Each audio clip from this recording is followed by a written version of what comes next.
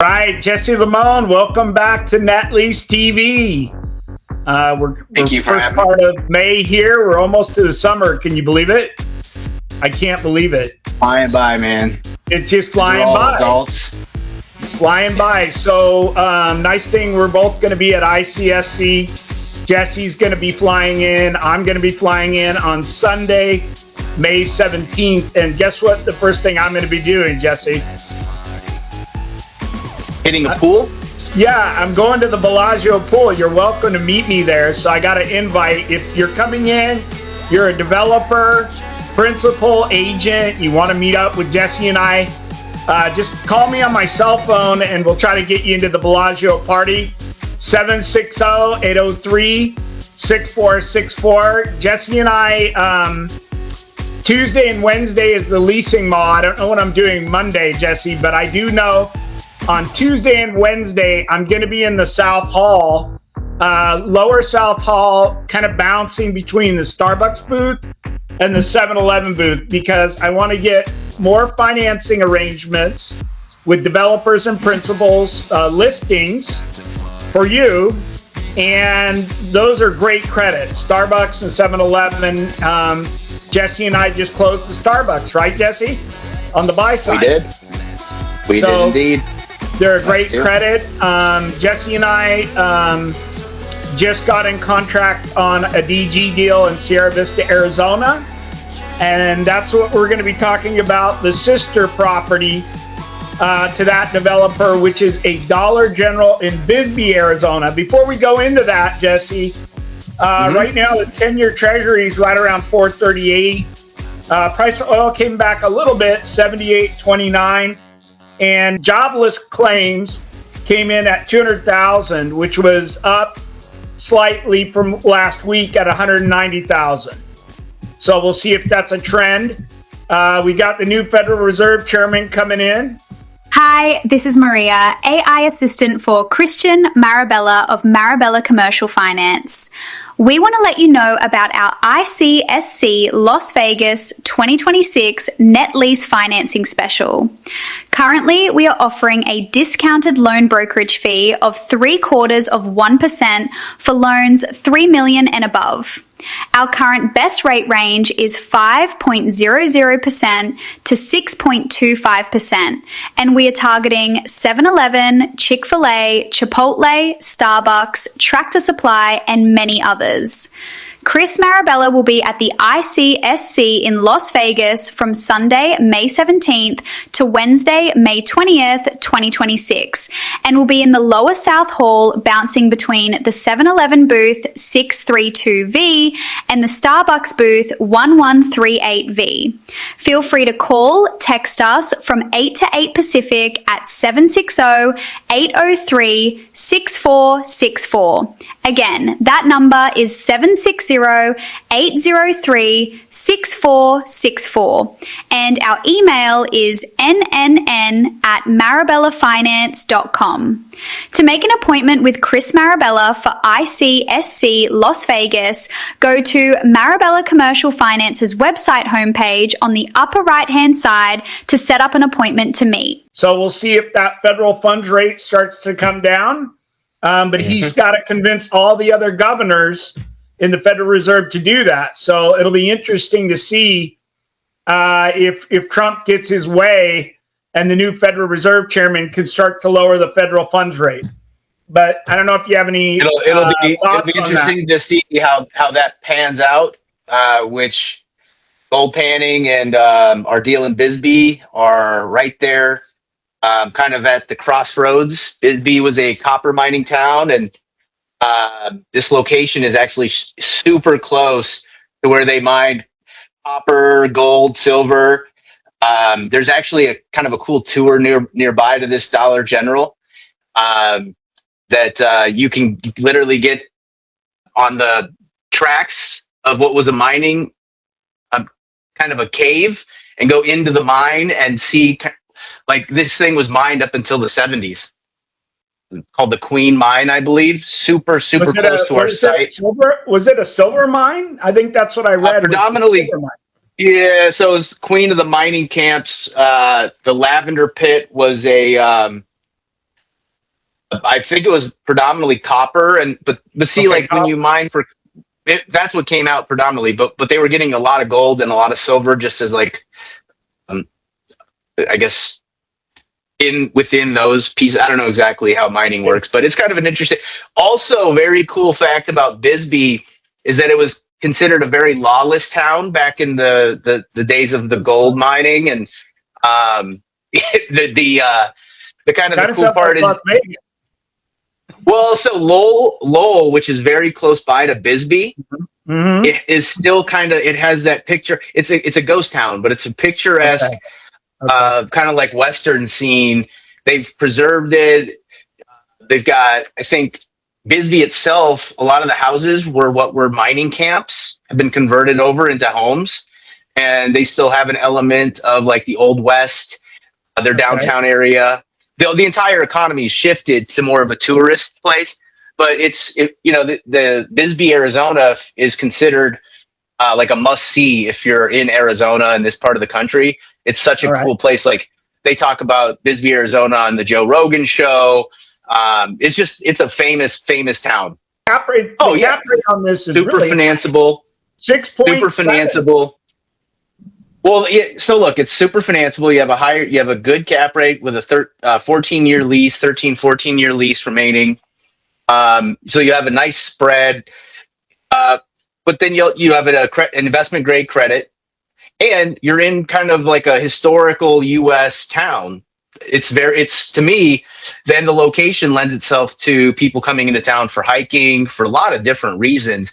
And Bisbee's like it's on the map. It's kind of more considered like an arts and culture scene now. So, just under 14 years, lease expires 4/30/2040. It's an absolute net lease.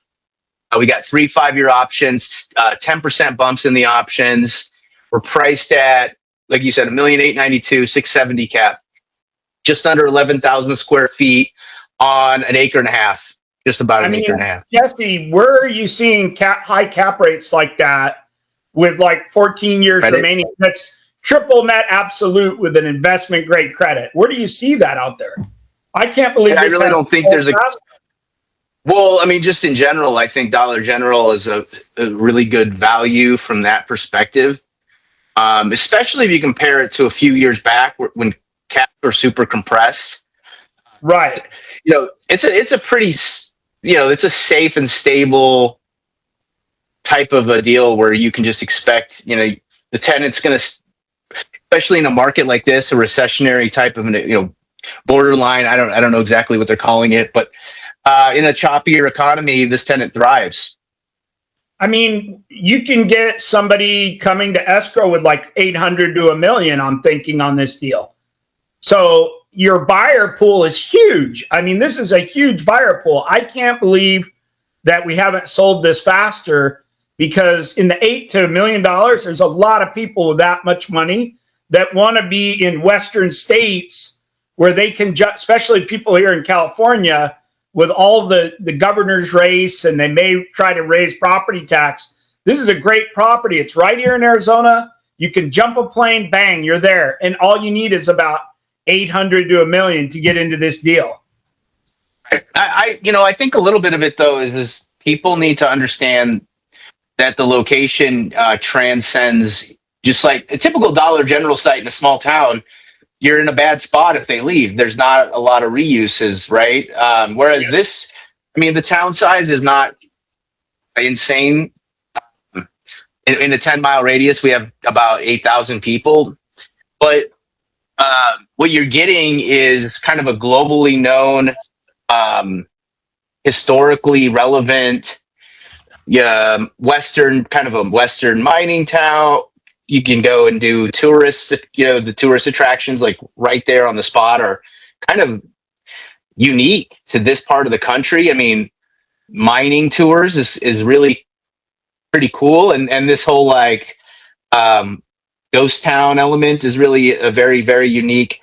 It's kind of fun and exciting. And, I was named after an outlaw from the Wild West, Jesse James. So. I didn't know that.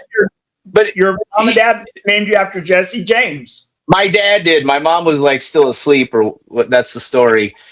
He woke up and I was named. But yeah, so I think there's still a lot of people that think that stuff's pretty cool. I mean, and there's just such an element to this that's like It's like Americana, yeah, like the super nostalgia, and yeah, and as we get like I think more technologically advanced and savvy, going and doing stuff like this is becoming more popular. And like if you go on TikTok and you look up this region, there's just tons of like tourist stuff that's out there about it.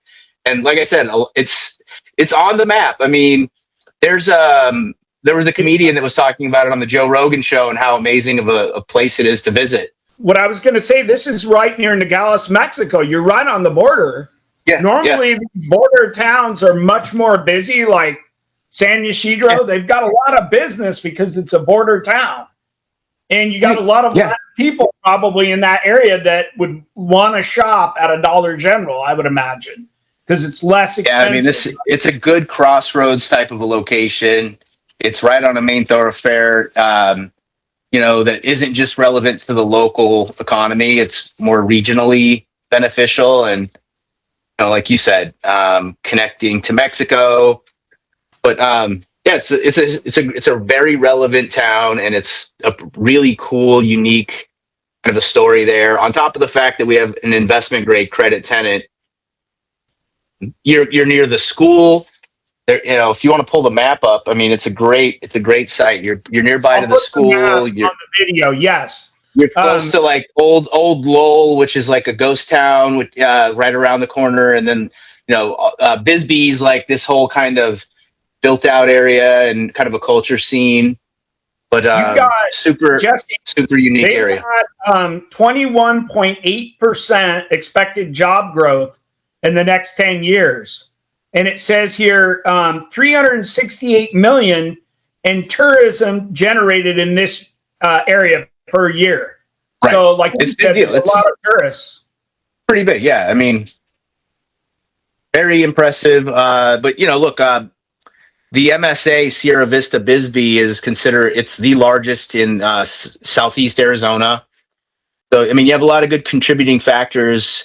Arizona, I think, is just a growth state. It's very popular for, with business, and I'm bullish on the deal. I think it's a great deal. I think there's, you got spread here, you've got credit, you've got all the things that people are looking for, safety and security. What's there's Fort Huachuca. Do you know anything about Fort Huachuca? 8,000 trainees per year. I see that on the OM. I don't think you're saying it. I don't think you're saying it correctly. I think it's, how do you pronounce that? Huachuca, I think. Let me just pull it. Hold on a second. Let me find the Huachuca Mountains. Fort Huachuca. Let me see. What is Fort? Yeah, Huachuca? so it's named. It's so you have the Huachuca Mountain Range, kind of like probably named after the mountain range. Because there's just a ton of parks and outdoor recreational stuff. You got Wildcat Canyon, Copper King Canyon, Ash Canyon. There's a bird sanctuary nearby. There's a country club nearby. There's what else we got? Hey, so I looked it up, okay, and I don't know if I'm pronouncing it right. It says Fort Huachuca is a premier U.S. Army installation in southeastern Arizona near Sierra Vista, known as a center for intelligence, cybersecurity, unmanned aircraft systems, and training. So that'll definitely benefit from the war in Iran. I would imagine that area has been going up with all this stuff going in Iran. I didn't even know there was a military base there. Did you? Yeah, well, we had seen it. It's in our OM. But, I mean, look, yes, it's a very relevant location. The military will probably contribute to some of the growth in terms of the job growth that you're talking about, the population growth. That's closer to Sierra Vista, which I think, not as super far from it. But look, it's the Sierra Vista Bisbee MSA. They're kind of rolled up in together. and not, it's the largest in the region, the Southeast Arizona region. So a strong area with I think there's just so many contributing factors to why like this particular deal is a good deal for somebody who's in an exchange. Am I surprised that it's still on the market after, we've been, maybe 60 days? I'm not. This market's been a little slower to move. Deals are just like negotiating a contract takes triple the time that it did 3-4 years ago. I think it's just, with the ambiguity in the market and people kind of slow playing, maybe locking into rates because they want them to come down some. It's just not as like fast moving, and inventory's not clearing as quickly, but we are seeing velocity pick up over the last couple of years.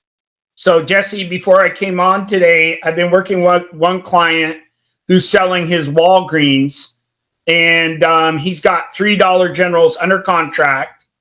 And that's what he kind of told me. The lender asked him, do you want to lock rate at the beginning or at the end? He says, you know what, with what's going on with the Strait of Hormuz and all the oil and interest rates, I don't know what to do. So there's a lot of indecisiveness. Nobody really knows what to do exactly. So they're like paralyzed. You know what I mean? It's like a rabbit. They just for us, service providers in the space, I think the most important thing is just to stay patient and understanding, because people have so many challenging decisions to make that it affects their entire life.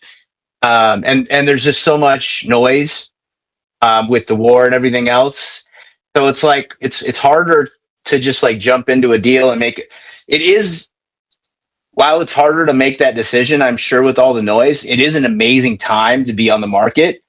If you wait too long, we're going to enter a market, I believe, that's going to be similar to 4 years back, where you find a deal that's been on the market for 7 or 8 days and it's under contract already. Well, we're not in that market. All right. What I'm thinking between now and November, the midterms, I think if Trump gets his way, he's going to drop the federal funds rate. Hopefully he can get control of this thing in Iran. Oil will start to come down. The economy's going to go, and he's giving a lot of people tax credits, right? So that'll start to kick in within a couple months. So the economy should start to get going between, like, I'm hoping August and September to November. Then after the midterms, I don't know. It depends on what happens with him.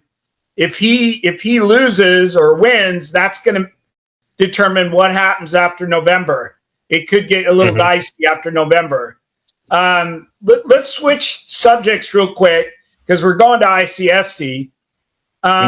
Let's say there's some developers, some principals that want to exit their net lease properties.